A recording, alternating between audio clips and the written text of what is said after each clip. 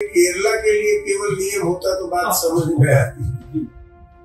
UP, Bihar, Jharkhand में अभी वह कॉन्शियसनेस का लेवल और उस तरह का पूरा जो सिस्टम अभी लोगों को मालूम ही नहीं हो पाया होगा। अभी उनको हम तो देख रहे थे कि जिस समय भारत और पाकिस्तान का युद्ध हो रहा था उस समय मैं सोनभद्र, मिर्जापुर के कुछ ट्राइबल्स एरिया में घूम रहा था। 3 दिन तक ट्राइबल्स को मालूम ही नहीं है कि हिंदुस्तान और पाकिस्तान में युद्ध है।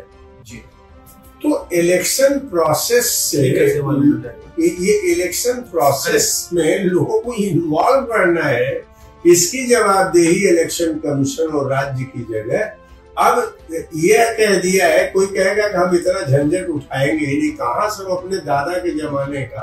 तो ये कहाँ से मतलब चुनावी वही मैं कह रहा हूँ, ये चुनावी स्ट्रेटेजी नहीं है, ये बेसिकली आरएसएस की पॉलिटिकल फिलॉसफी है कि उनका ये शुरू से मानना रहा है आरएसएस वालों का कि हमारे देश की जमीन की उत्पत्ति पार्लियामेंट्री डेमोक्रेसी नहीं।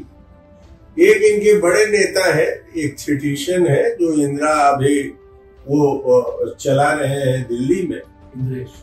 नहीं, इंदिरा संस्थान है वो उसके वो अध्यक्ष है, राम बहादुर राय। वो नाम में इंदिरा उसका मैं भूल रहा हूँ। उन्होंने एक इसी तरह का सेमिनार किया था, उसमें उन्होंने जयप्रकाश को कोट किया था कि हमारे देश में उस किताब को पढ़ के किसी ने सुनाया था या उन्होंने बातचीत में बताया था, मैं नहीं जानता, मुझे याद नहीं है, लेकिन मैं गया था। प्रोफेसर आनंद कुमार थे, राम बहादुर जी बहुत रिस्पेक्टेड आदमी माने जाते हैं, लिबरल्स में भी उनका स्वागत होता है। उन्होंने बताया था ये जयप्रकाश कहते थे कि रेत का बालू है हमारे देश में जो पार्लियामेंट, मैंने वो ले आ रहे थे जयप्रकाश को भी खींच के कि वो पार्लियामेंट्री डेमोक्रेसी में कतई यकीन नहीं करते।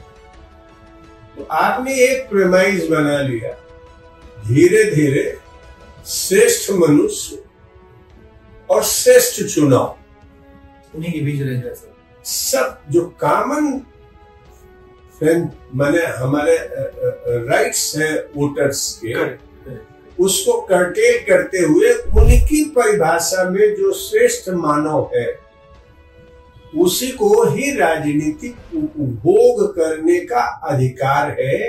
यही हमारी परंपरा रही है, राजा ही हमारा